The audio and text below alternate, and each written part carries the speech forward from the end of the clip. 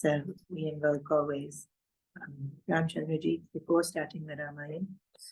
And in the scriptures, when we do Bhakti Shastra, I think the Ramayana, Bhagavatam, actually even Mahabharata, but maybe less so, even though it would fall under Bhakti Shastra, no, it doesn't, it falls under Itihasa. You can never praise Bhagavan enough. It's like we don't have the qualification to be able to praise Bhagavan.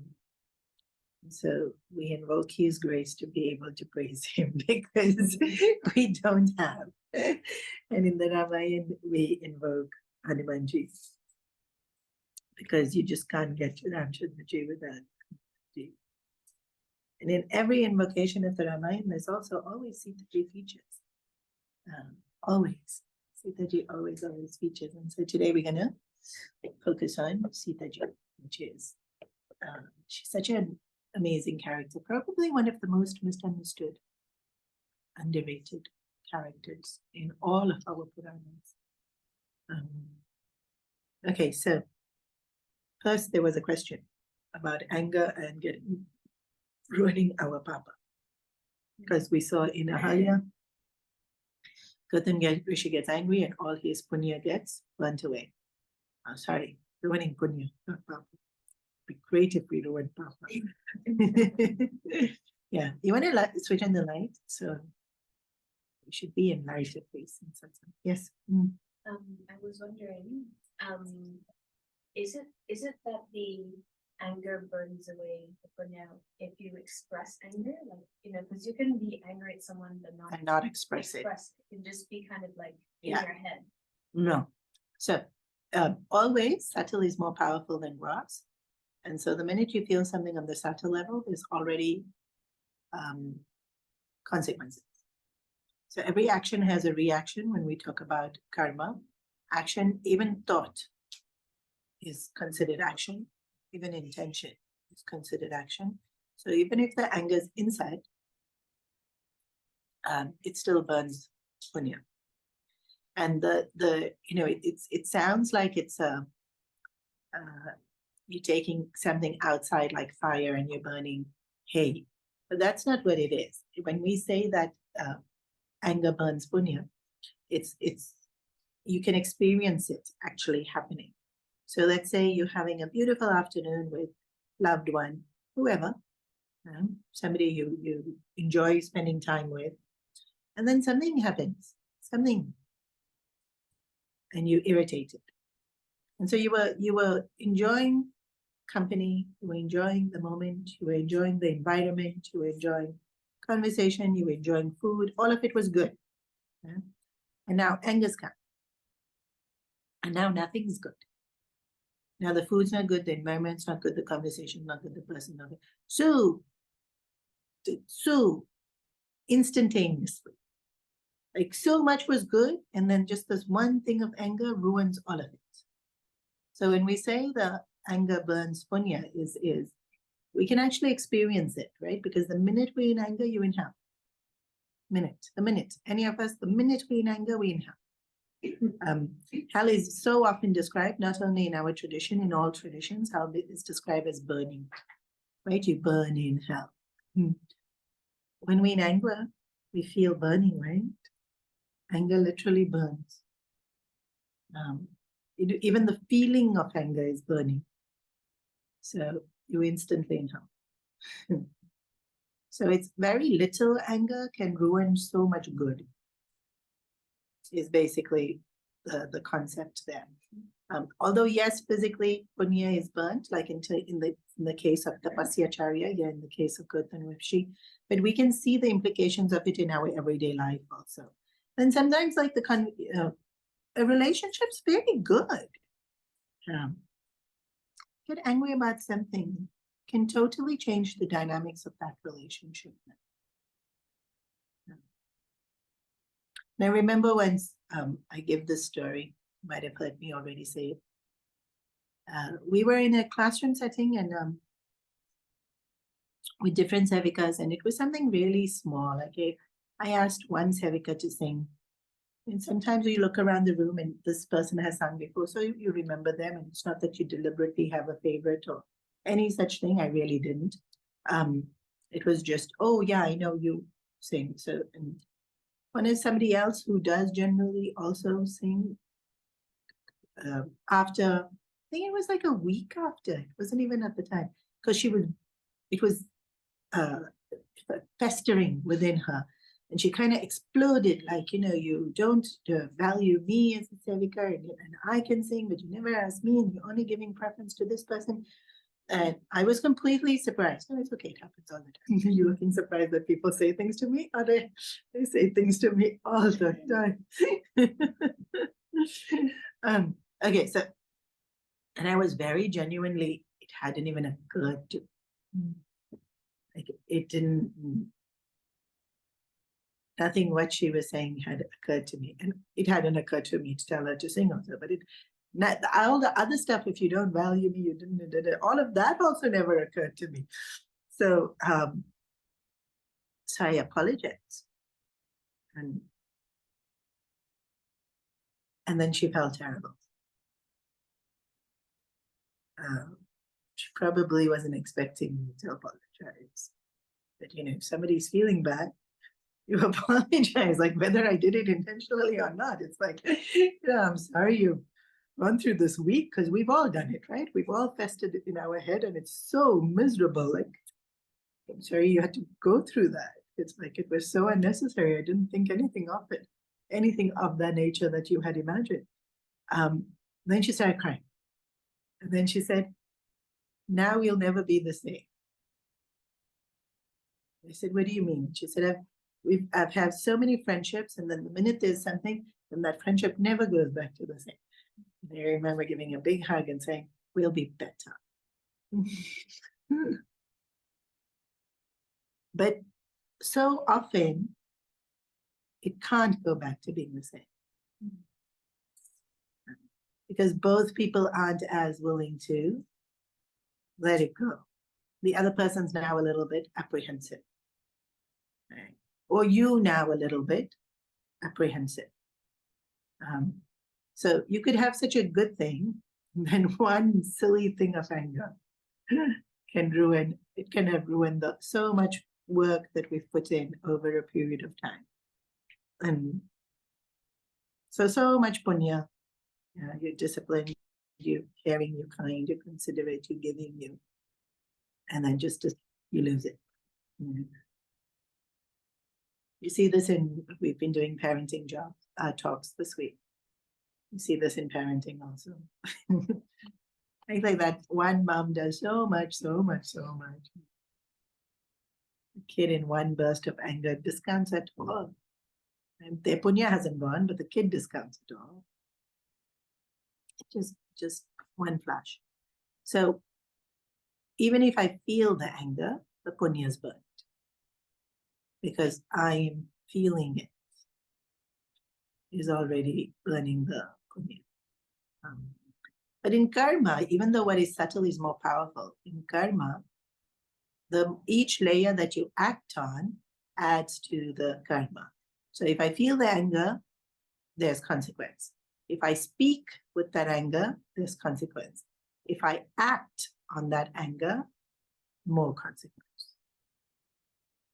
So each layer has a consequence, and then I build on consequence. So if I'm not saying anything and I'm just feeling it, there's still going to be consequence to that action. If I actually speak, consequence now becomes way more. And then sometimes, people will throw something or hit something or bang something while they say whatever they say, and consequence. So the minute we add physical, so speech is one layer, but physical actions, a whole new layer. Maybe not so, with anger, maybe we're not as violent, although people are, huh? People can be quite violent. Maybe a better example would be flirting. You can think it, and flirting can so much innocent. Well, sometimes not so innocent, but it's just, you can get away with it because it's just words. Then the minute action's there, it's a whole new level. Yeah. Yeah. Like just flirting, I don't think most people would consider it cheating. The minute there's action, now you're not loyal to the commitment you've made.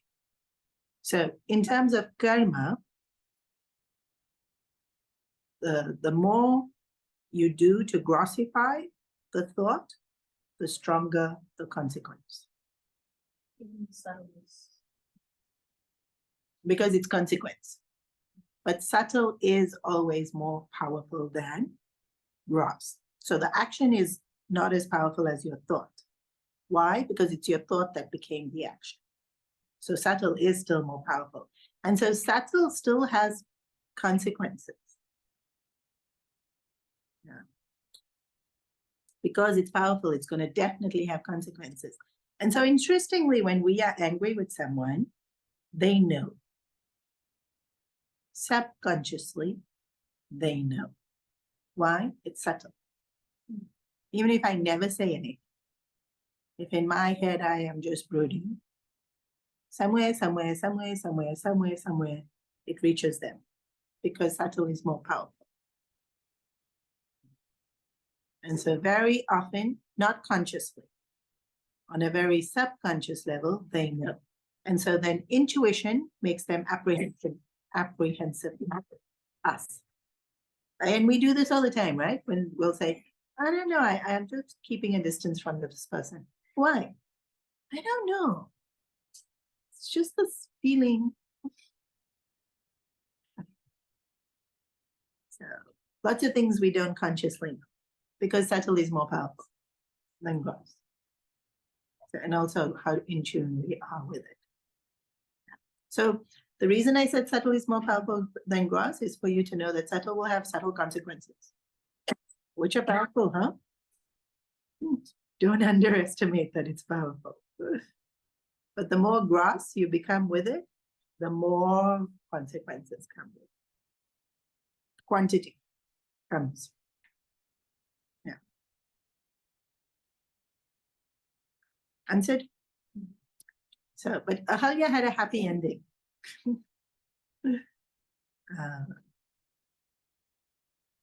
And then I think we already started on Sita, right? No, we didn't start on Sita.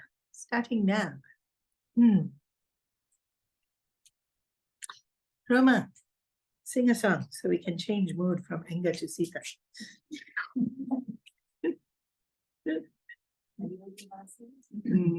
Any bhajan?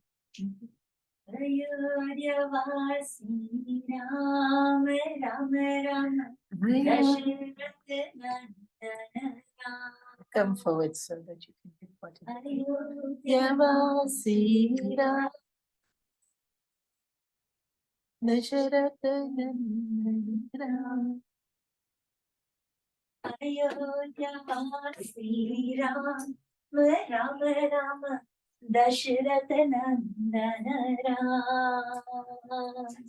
Ayodhyavasi Ram Ram Dashrath Nandana Ram. Patita Pavan Janaki Jeevan Sita Mohana Ram.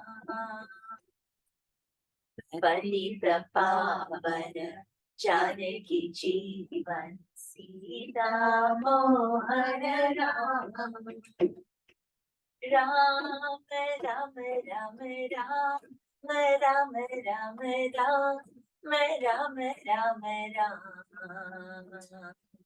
Ram Ram Ram Ram Ram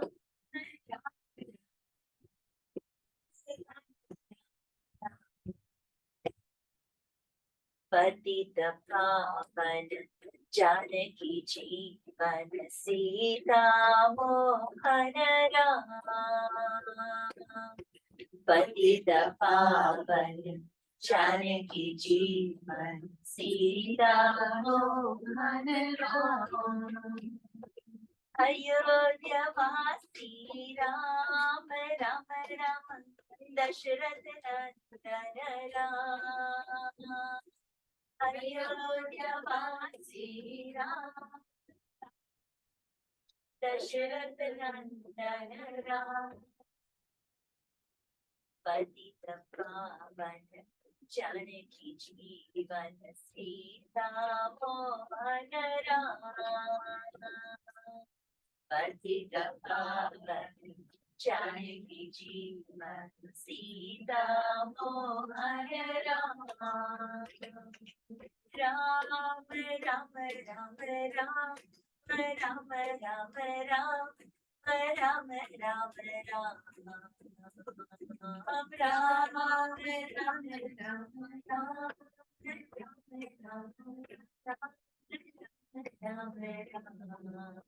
Ram Patita Pavan Janaki Jeevan Sita Mohan Rama, Patita Pavan Janaki Jeevan Sita Mohan Rama, Ayodhya Vasi Dashrath Nandana. So Ram, Lakshman, and Vishwa were following Vishwamitraji, and they come to the city of Mithila. Mithila is ruled by Janak Maharaj. In the Bhagavad Gita, when Arjuna wants to know that do you have to give up the world and meditate to be able to get moksha, Krishna says, no, you can be in the world and you can still get moksha like the great King Janak. So how do we know that Janak Maharaj is an enlightened man? Krishna has said so. Like it comes on pretty good authority. And he really stands out in all of our scriptures. Like, and there's many great kings who are very spiritually evolved, but Janak Maharaj realized must. There's another incident where Ashtavashta Rishi, again, now one of the greatest rishis to have lived in India. When he was a student looking for a guru, they told him, go to Janak Maharaj. And he was like, what? Did I get that wrong? Was Ashtavakta Rishi his guru or his student? I might have got that wrong.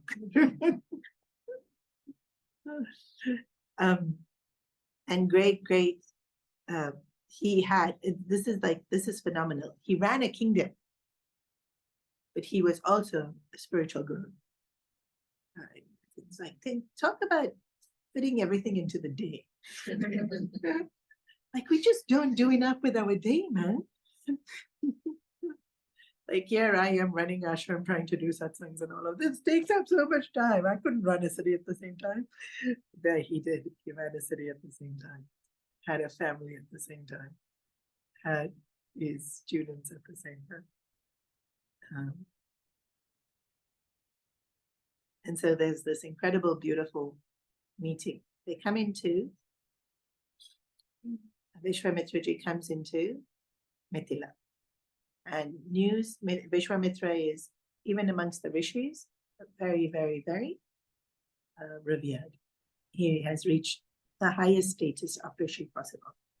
And so when great saints and sages come into the land, the king would go and receive them. And this is something that kind of fell out of our culture. This idea of the royal class and the ruling class bowing down to great saints and sages is very much a part of our Sanatana Dharma culture. One of the beautiful things that Modi has done is that he's brought that back. There's always great respect given to Santa Mahatma. For their guide, right? We want material success for sure.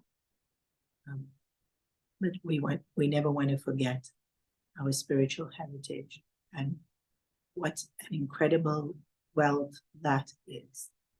Like, we don't want to barter one wealth away to get the other wealth. We want to be able to have both. And spiritual wealth allows us to have material wealth as well, for as long as you want it. And then when you think enough's enough, you can let it go and focus on the spiritual. So Janak Maharaj, upon hearing that Vishwamitra is coming into Mithila, runs, leaves the palace, runs to receive him at the gate of Mithila.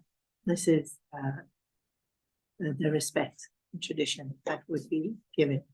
And also, kings would take out their crown, put it on the floor, and then do pronounce. That was the tradition. And sometimes, when you watch the Mahabharata series and the Ramayana series, you're thinking, you're not doing it right. And I'm always thinking, probably the makeup artist is like, he's not taking off that crown. You know how hard it was for me to get that on him and then to redo him and makeup. He's keeping that crown on. But that's not the tradition. Huh? So imagine when you're bowing down to Guru, you take the crown off, you put it on the floor next to the feet of Guru, and then you bow down. And this was all kings. And that in itself says so much. That in the Guru Padaka Stotra, it says that the Guru's feet far more precious than all the jewels and all the wealth of all the world. So this crown that's given me this whole kingdom and all this wealth, where does it rest? At Guru's feet. So Janak Maharaj so completely imbibed all those sentiments. And for Janak Maharaj, he knew it also. It's not like it wasn't theoretical for him. It wasn't something, like just protocol being followed. Janak Maharaj, being an enlightened master, knows this crown has no value compared to this bliss that you feel having imbibed this knowledge. So he comes to meet Vishwamitra, and they wash his feet and all the welcome given. And then he keeps looking at Ramchandraji.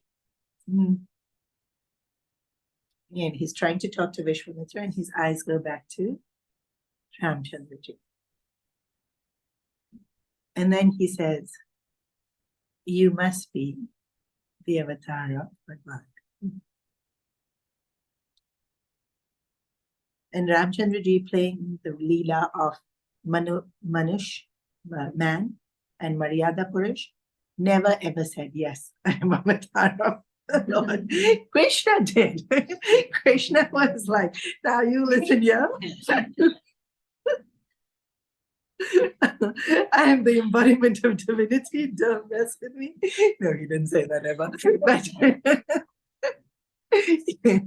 in that spirit, especially during the Mahabharata war, right?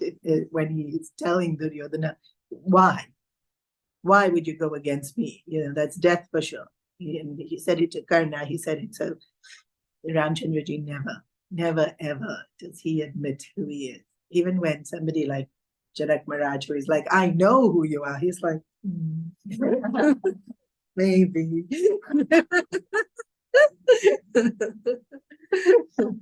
You could be on to something. He never ever let on who he really was, ever. This was one of the landmark things about Ramchandraji. So,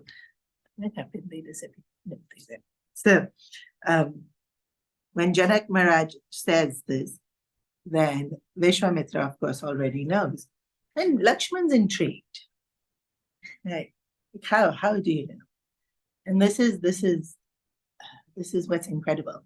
I thought I did say this last week. My mind cannot be distracted and cannot be attracted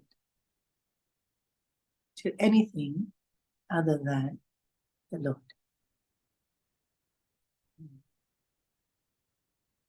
Realized master.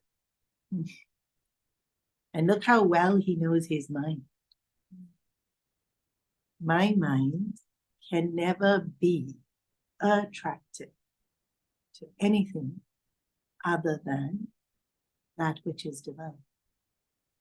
And I find myself attracted to you. There can be only one explanation. You are an avatar. Like, wow, to have that mind that you can be so clear that your mind's not playing tricks on you. Our mind, when it gets attracted, oh, everything under the sun.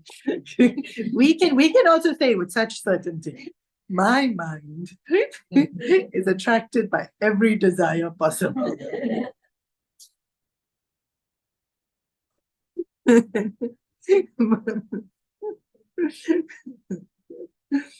It doesn't get attracted to the Lord hardly ever. On a bad day, it's attracted to the Lord. Okay. So Janak Maharaj is incredibly, depending on which Ramayana you're reading now, the level of devotion that they show is varying degrees, but overjoyed to have Ramchandraji here. And so then he gives them a little kutia in the garden for them to live, because effectively Ramchandraji is still in the service of Vishwamitra, and so he wouldn't go to the palace. He would stay with Guru in this little kutia in the garden. Janak Maharaj, being a king, has some really beautiful gardens. And so they're staying there, and Ramchandraji, again, so proper, follows, and whatever work's required, they're doing that. Not that they go off and sightsee. And Vishwamitraji tells them, you can go. Then they go off and sightsee. They go and look around Mithila. And when they're going around looking at Mithila, every single person that sees them stops and looks. And this is your typical Indian auntie scenario. Whose child are you? Where you came from? This happened all through Mithila. Everybody wants to know. Just who are you? Where you came from? Whose child are you? Why is this? So, Ramchandraji doesn't answer. He just smiles. Lakshman has ready an answer. Dashrath Putra Ram from Ayodhya. So now everyone knows he's a prince. Even because they dressed as students of Vishwamitra, they went into the forest with them. They were playing the part really well. They're not dressed in their royal gear, so people wouldn't have really known, but stunning. And so every auntie stopped, wanted to know full bio data. Why? Because Sita Swayamvar is happening. So they're not interested for their daughter, they're interested for Sita. Yeah? And so, oh, he's a prince. Oh, from Ayodhya. Good family, good family. So,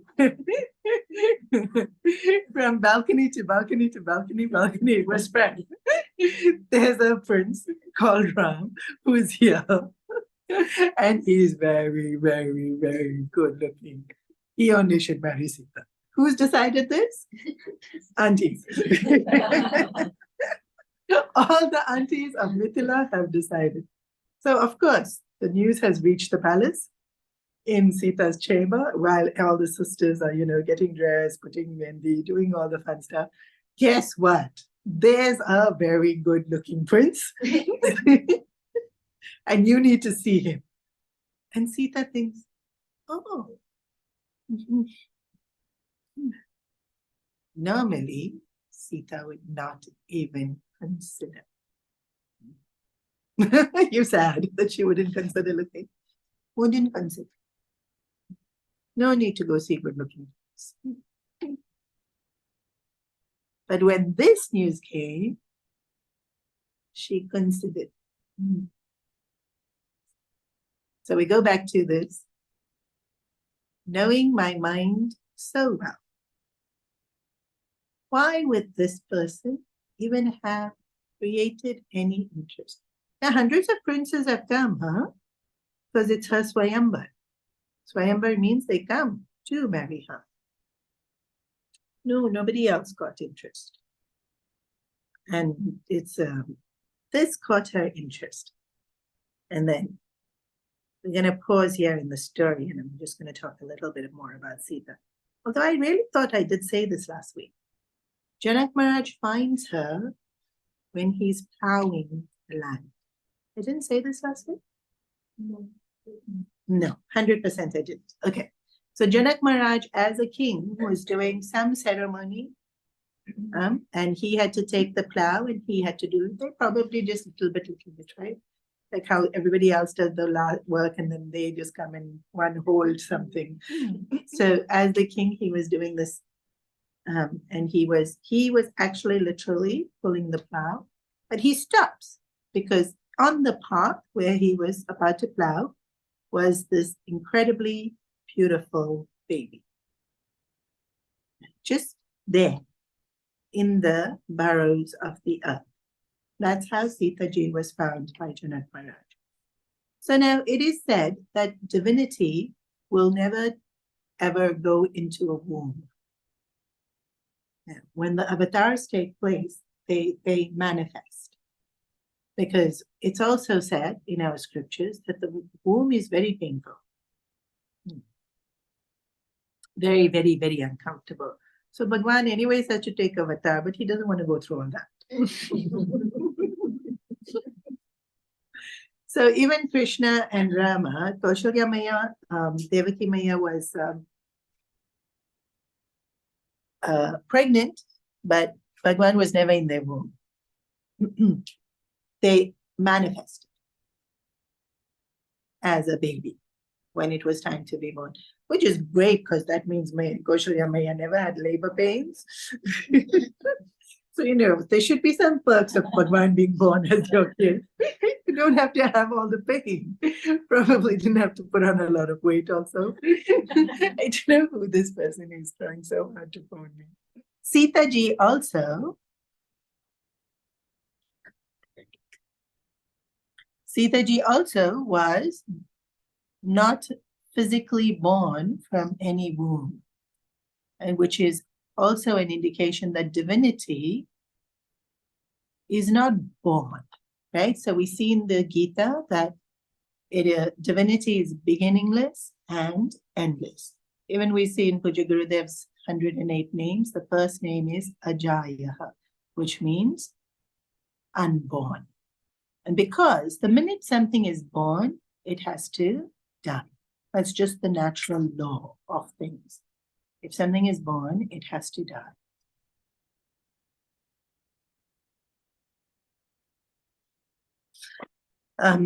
So divinity, even when it takes a form, is not born and does not, therefore, have to die. It manifests and then it unmanifests. And then even though we hear Krishna was born in the jail, Ramchandra Ji was born at 12 noon in the palace, but Sita Ji, when was she born? We don't know. Where was she born? We don't know. To who was she born? We don't know. She was just there in the earth. And she's born to the earth, of the earth, off the earth, from the earth. And we know this also because when it's time for Sita Ji to leave, she goes back to the earth. And so Sita Ji is Prakriti, earth, matter, that takes a physical form. Sita Ji is Prakriti, she's born from the earth, she goes back to the earth. And so in a way, Sita Ji is each and every one of us. We are born from earth. Specifically to who? Actually, earth. Each one of us belong to Earth. And you know, when you see in other traditions, then when you see this picture of Mother Nature, and you see that her face is in the mountains and like the rivers are her hair and things like that, they depict really that this Mother Earth as a goddess. That's Sita. In fact, in our scriptures, she's not depicted so artistically that way. But when you read about the description of Sita Ji and Lakshmi Ji, it really is Earth in all its beauty. And so, who is Sita Ji? Incarnation, just as Ramchandra Ji is an avatar of Vishnu, Sita Ji is an incarnation of Lakshmi. Now again, Lakshmi, we haven't really fully understood. Unfortunately, Lakshmi has become goddess of money that we worship on Diwali. And for the purpose of making money. So here the idea being that we don't understand all the nuances and we don't necessarily contemplate on Lakshmi as mother or earth who's nourishing us, who's sustaining us. Even though everything is indicated, we do say Ma when we say to Lakshmi, but we not necessarily have that same sense. It's just bless me with money.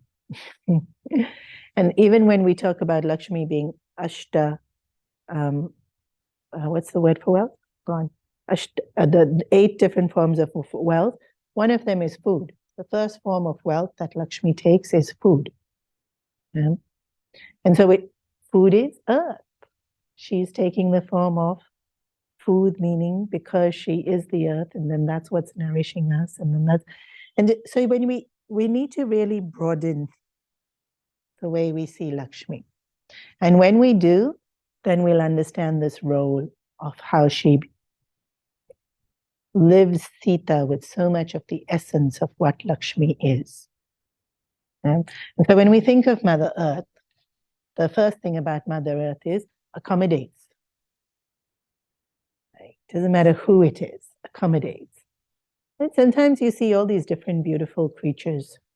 So stunning, so beautiful. Like if you go deep sea diving, and different color fish and different color coral, and so beautiful. And then some that are so not beautiful. And they're like pokey, or they rough, or they just very dull. They're just very gray, non-specific shape. And beautiful in the scheme of all of it put together, that is beautiful as well. Yeah. But more importantly, it's nourished and looked after and cared for as much as all the beautiful creatures. If you see birds, if you see people, if you see all of it, right? Like in Bombay, in our Pavai ashram, we have a lot of mango trees. And so we have a lot of koyals sitting on the mango trees. And so you wake up to the sound of coo, which is so incredibly sweet. You also wake up to a lot of crows, which is such a jarring sound to hear. And yet next to this coo, you hear the crow. It's almost simultaneous.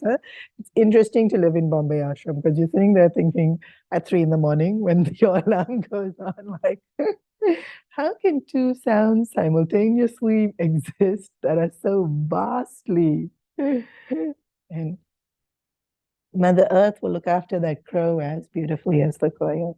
And interestingly, they look the same. Koyals look very similar to crows. Pretty much, it's hard to distinguish, which one's which. Like, what am I trying to say? Just accepts just accommodates, just will nourish and care for without looking at, doesn't matter what you are. Given a purpose, given a place, given attention. Yeah. This is Mother Earth, accommodates and nourishes and nurtures. And then the other thing about Mother Earth is gives of herself. Everything we have is actually everything we have is from Mother Earth. We don't have anything that's our own. Body from Mother Earth. Land that we live in from Mother Earth. Food that we eat from Mother Earth. Air that we breathe from Mother Earth. We want to be warm, we buy jackets made out of what? Mother Earth. We want to be cool, we build ACs, fans made out of what? Mother Earth. Like there isn't a single thing that we have that isn't Mother Earth. Yeah. Not a single one. And so what's she doing? Just giving of herself to all of us who just keep taking. And so when you see the character of Sita in the Ramayana, she's being herself. She's giving. Like, we're supposed to be ourselves. We're supposed to be living our nature. Right? And is Mother Earth strained by being this wonderfully giving, accommodating? Not at all, right? I mean, sometimes when we overdo it, we strain her. But otherwise, no. She gives and she flourishes. You see rainforests where so many creatures are there, man. Each creature is being looked after. Each creature is being accommodated. And the rainforest just keeps flourishing more. Yeah. In living her nature, she flourishes. And so even in her life as Sita, she just truly, completely imbibes this earth, the spirit of earth. Yeah. So she was found in the barrows, which is what her name means, apparently. Is that when you plow, it's called a barrow? Yeah, right? That's what her name means. But basically, it means earth. The name means earth. It's such a sweet name, right? Sita. We don't think it to mean earth because earth seems like big and strong and heavy, and Sita seems so light and dainty and gentle. They're the same. They're absolutely 100% the same. Yeah. And so Dashrath Maharaj, again, realized master, sees this baby in the field, knows exactly that this is, she's divine. And so he takes her home to be her daughter. And he then has a daughter after her, Urmila, who's Sita's sister. And growing up and recognizing who she is, he gave her every opportunity and every, what's the word?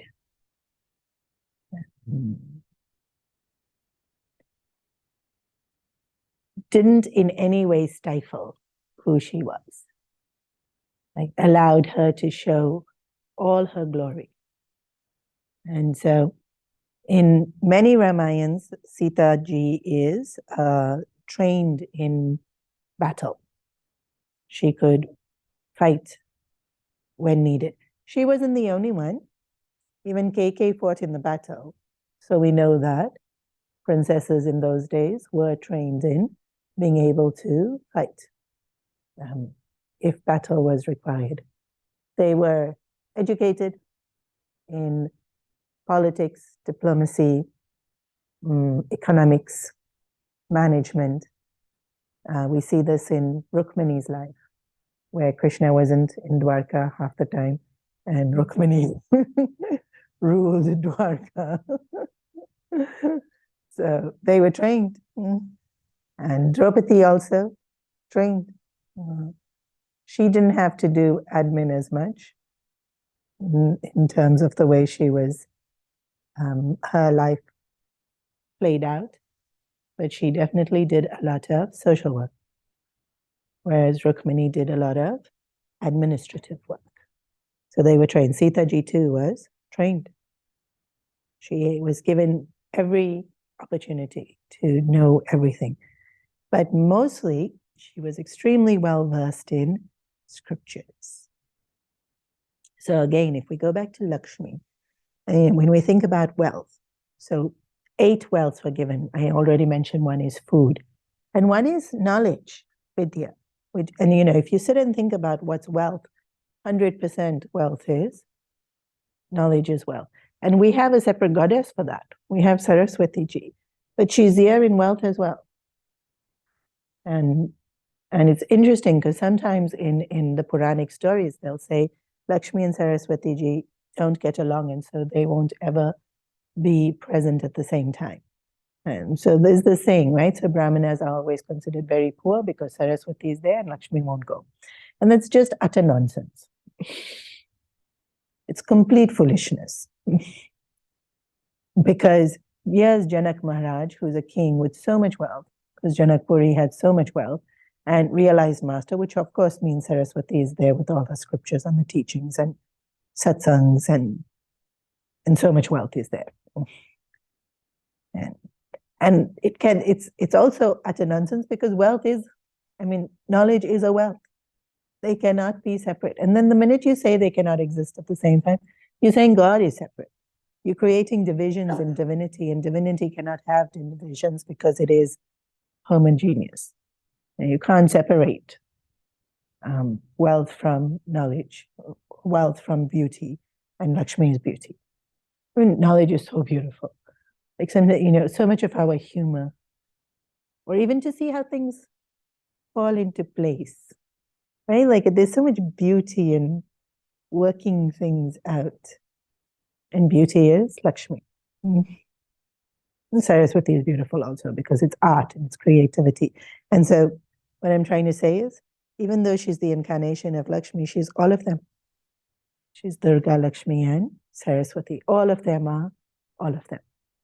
Saraswati is Durga, Lakshmi, and Saraswati. Durga is Durga, Lakshmi, and Saraswati. They're not 3 separate, they are all one. And so Sita ji is all of them. And so scriptural knowledge, especially because Janak Maharaj did satsang on a regular basis, Sita ji has immense scriptural knowledge. And beauty and resourcefulness. I think this is one of the qualities about Lakshmi ji that I find the most useful, fascinating, intriguing. So easy to forget. Wealth is resourcefulness. And Guruji says, who's a rich man? Have I told you all this? Guruji's definition of who's a rich man. No? Yes? I've told you.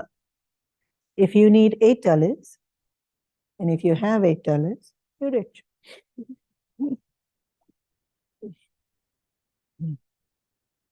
If you have what you need, enough. When you don't have what you need, then you're poor. If you have what you need, enough. And so often it's not money that we need, huh? Most of us, fortunately, are somewhat okay in terms of material provisions. You need milk, bread, cheese. I have. I'm good.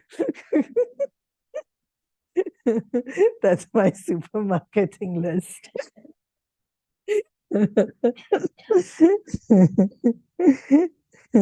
What do we need? We need somebody we can meet for coffee who will listen to all our heartache. And more importantly, agree with us that our point of view is absolutely correct. That's such an important wealth.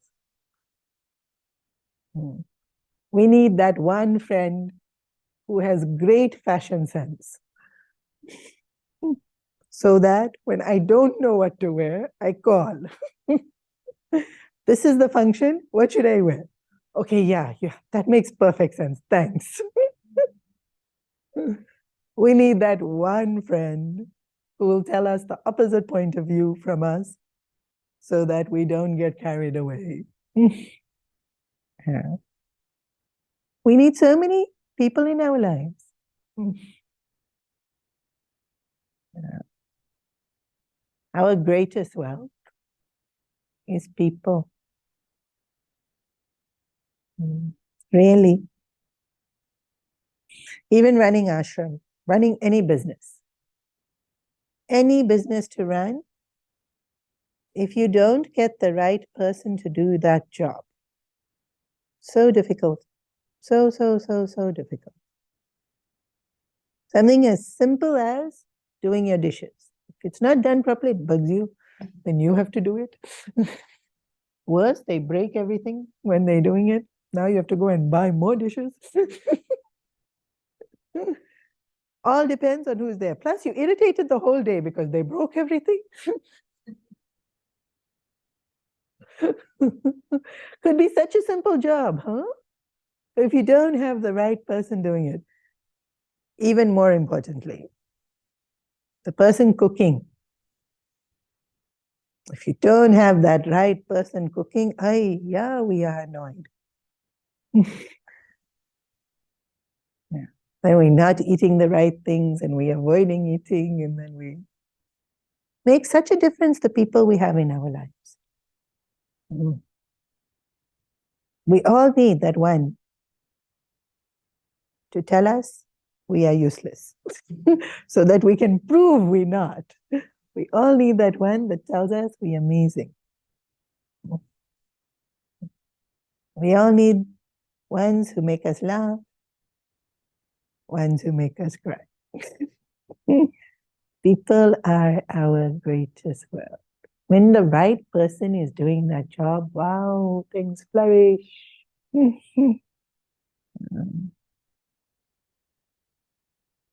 Lakshmi is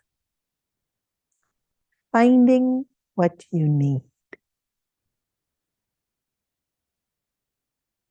not keeping it, just having it for as long as you need it. Because if you look at Mother Earth, nothing's kept. Yeah? The animals will eat, leave the food there only. Sometimes hibernate, then they collect some food and keep in the cave. But hardly ever, right? They don't keep. If they have children, they keep for the children little. Otherwise, they don't keep. What I need, that moment I use, then leave it there. Yeah. Lakshmi is that I get what I need when I need it.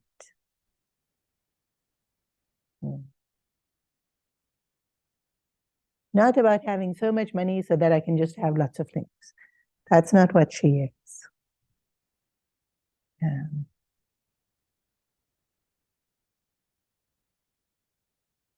So really our understanding of wealth. And so you see in the Ramayana now, you see how Sita's life plays out.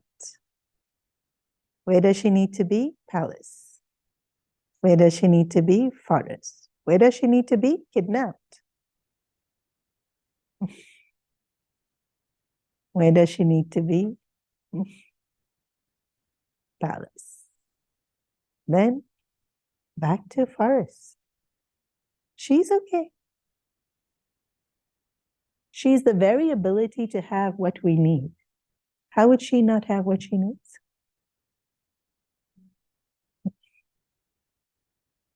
How? How is it possible? She is the wealth of having what we need. Yeah. So when people say Sita sacrificed too much, it's interesting. It's interesting that we see it that way and don't see it for she had everything she needed.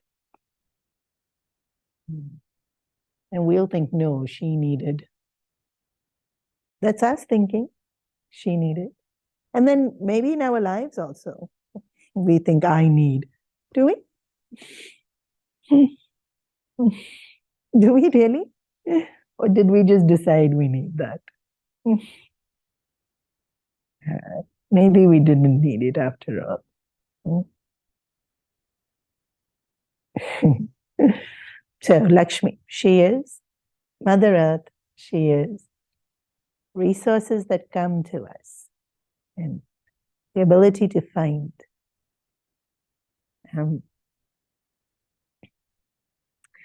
And she is incredibly powerful. So there's only one story of Sitaji's childhood. So sad, no? Only one story of Sitaji's childhood. She's playing with her sisters with a ball. The ball rolls under the bow of Lord Shiva. In Janak Maharaj's court, he was presented with the bow of Lord Shiva. It's humongous. Something like 500 soldiers had needed to lift it. Sitaji is playing with her sisters, and the ball rolls under the bow of Lord Shiva. She, skips into the court with one hand, picks up the bow, with the other hand, takes out the ball, puts back the bow, goes up. All 500 guards are, oh! How did this little girl pick up the bow? Of course, she'd be able to pick up the bow of Lord Shiva. Lord Shiva wouldn't mind her picking up the bow. Sometimes I wonder if the bow was actually heavy, or just you needed Shiva's grace to pick it up. Probably the latter, right? Although Gandiva was actually heavy, so maybe his bow also was a little bit actually heavy. Gandiva is Arjuna's bow, not Krishna's, Arjuna's. Even Sharanga, which is Ramchandraji's bow, quite heavy. So maybe not just anyone could pick it up. But Sitaji picked it up at a very young age with just one hand. And so Janak Maharaj decided that only somebody that could match her strength would be able to marry her. You can't have her marrying someone that doesn't match in strength, abilities, intelligence. Generally, we shouldn't. Good matches, you match on these things. Of course, we are different. And it doesn't have to be the same type of intelligence or the same type of strength. But there should be somewhat of a matching of abilities, strength, intelligence. Definitely 100%. If you don't match on anything else, match on virtues, the ones that you value. Because if we don't match on virtues, it's very difficult to respect the other person. Without respect, love is not complete. So, when Sita was of marriageable age, it was announced that whoever can pick up the bow of Lord Shiva will win Sita's hand in marriage. And because how else to know that he matches? Then whatever the reason is that she could have picked it up, he should match that reason. Whether it's physical strength or his heart is pure enough that Shiva will grace him with the ability to be able to do this. And so Mithila is buzzing, buzzing, buzzing, buzzing, buzzing with princes from all over the world coming to pick up the bow of Lord Shiva. Even the fact that Janak Maharaj has the bow of Lord Shiva is like, wow. Like Shiva doesn't leave his things lying around. These are divine weapons that manifest when they need it and then unmanifest when they don't leave it. So definitely Shiva gifted it to somebody who gifted it to. It didn't get gifted directly to Janak Maharaj. It went from a few hands. And Shiva really mustn't have needed it anymore because, Ramchandraji ends up breaking it. So, y'all know that though. Spoiler alert. So maybe he just didn't leave it around. So he doesn't. He reuses the bow again. He has quite a few weapons. Not known for his bow though, right? He's known for the Trishul. But he had quite a few. He had a sword also. Has. Why I'm saying had. Has. Quite a few. The Pashupati also he has. What am I saying? Sita ji, the Swayamvar. Now, so many people came for the Swayamvar, and there's nice, very sweet romance that happens, which we'll do next week. This week, we'll do the yucky bit and get it out of the way. What was the yucky bit? Some versions of the Ramayana say Ravana came to the Swayamvar. And he couldn't pick up the bow. Some versions don't say he didn't come. Did he come? Didn't he come? I don't know. I don't think he came.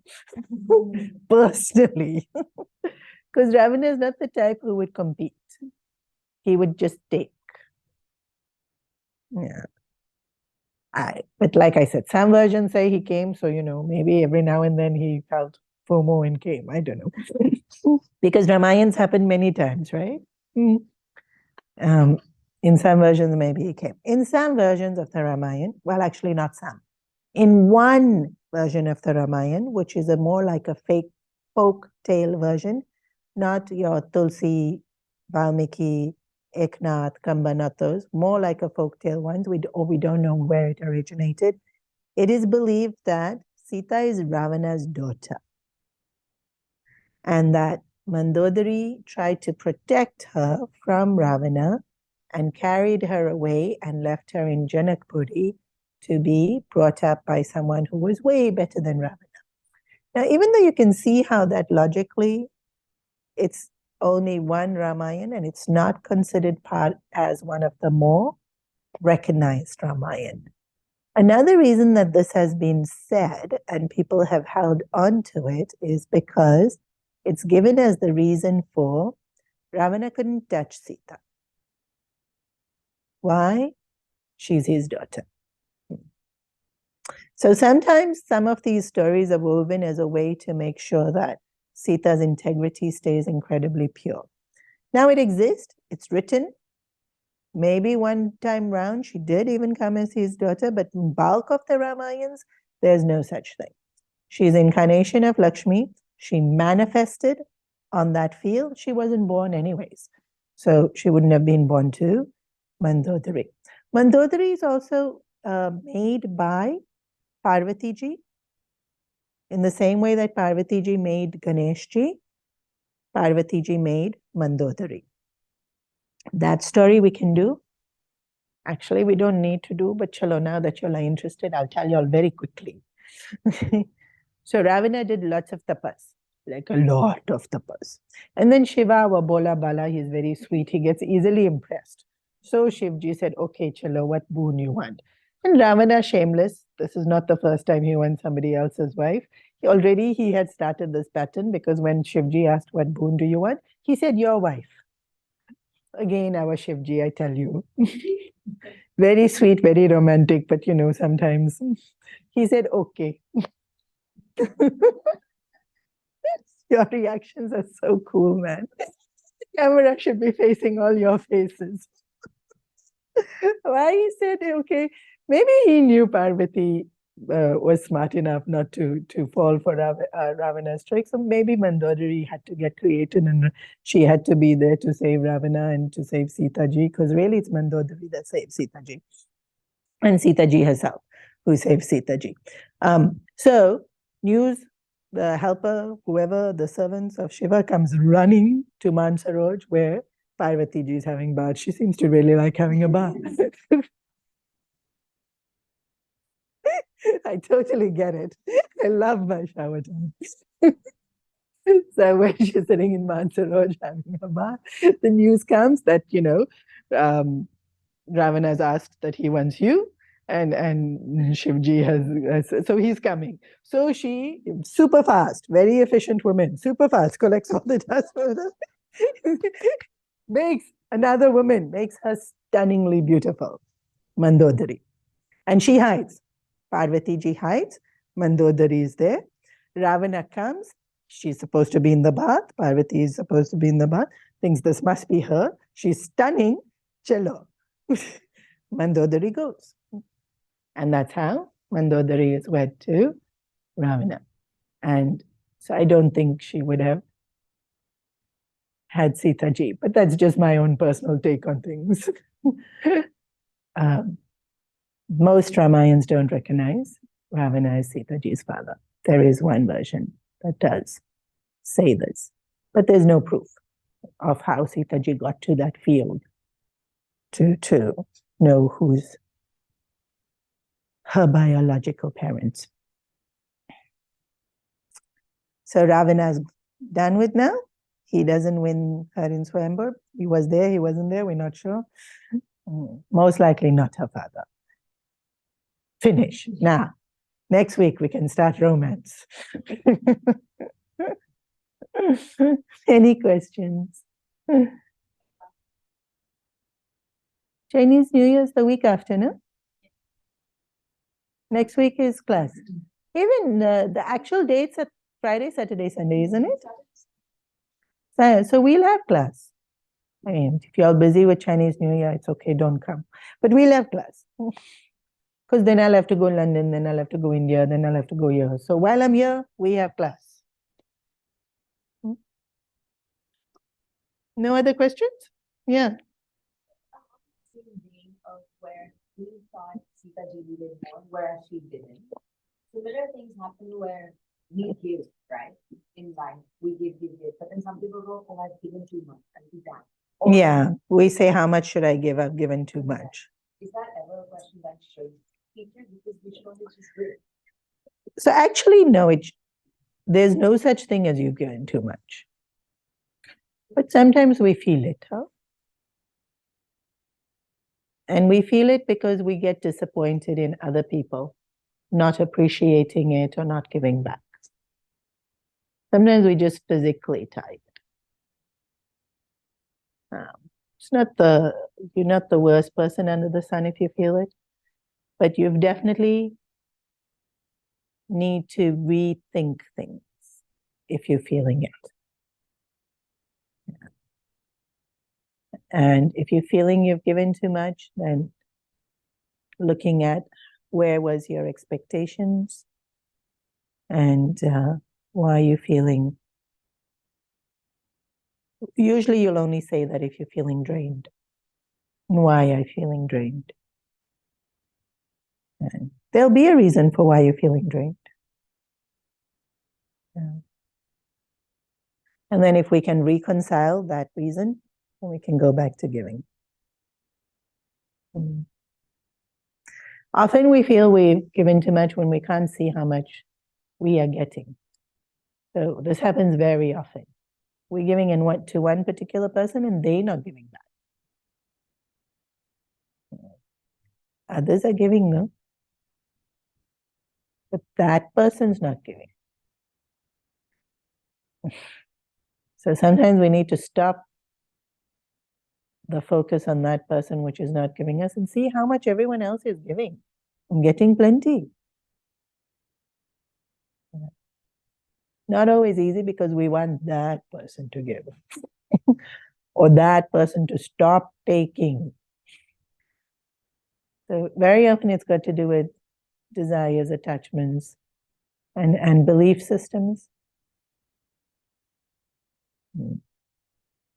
But correct, Mother Earth never feels I've given too much. Most mothers also don't feel that. and they give a lot of. Most mothers also won't say, I've given you too much. You greedy child, you keep taking stuff. Mother Earth is currently getting destroyed, yes. We're taking too much. Actually, we're not taking too much, we're wasting. We're not even taking it, we're just wasting. Hmm?